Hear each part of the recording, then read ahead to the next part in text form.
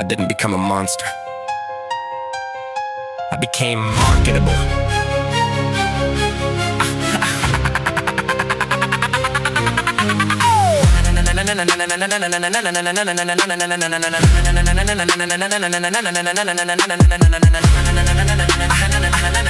I didn't become a monster. I became marketable. I grew with a meal to a minimum wage, had a military grip. While the dishes were chipped and the ceiling was stained, and the shame of the script. Mama had cigarette stress and a sink full of plates with a stare of fatigue. I had a notebook, a fracture, a furnace of words, and a dare to compete.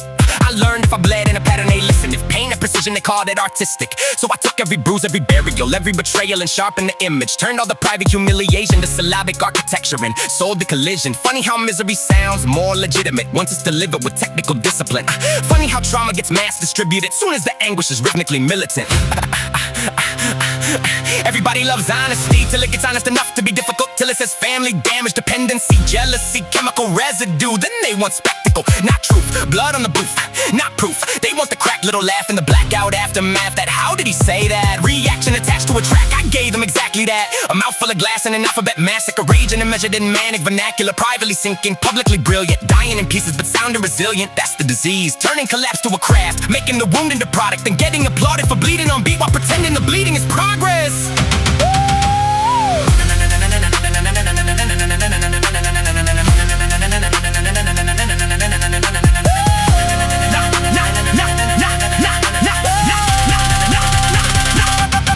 Look how the room gets quiet when the line gets too autobiographical, when entertainment turns anatomical, when the joke gets surgical. They laugh at the violence as long as it's verbal, long as it's clever, internal, infernal. But every persona has private debris. Every applause got a price underneath. There were nights I was shaking and staring at static, still writing cause silence felt infinitely tragic. Still smiling in public with venom and storage, still giving the audience premium torment. And that's what made me dangerous. Not that I hated the world, that I could take devastation and dress it in language so clean that it sounded persuasive and sacred and strangely amazing.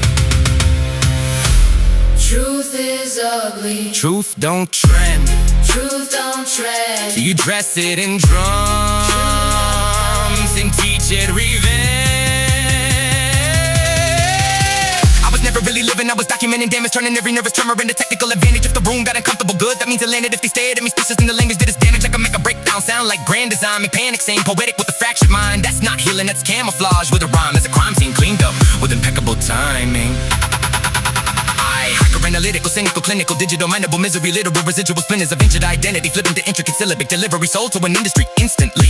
People don't really want empathy, they want instability spelled out epically. Want the collapse with competitive energy, want the confession with predatory clarity. So I gave them a catalog, graphic and accurate, ragged but passionate, savage and articulate. Pain in the patterns are polished and immaculate. Nobody noticed the man disappearing inside of it. You call it genius, I call it surviving in public. And the worst part, they say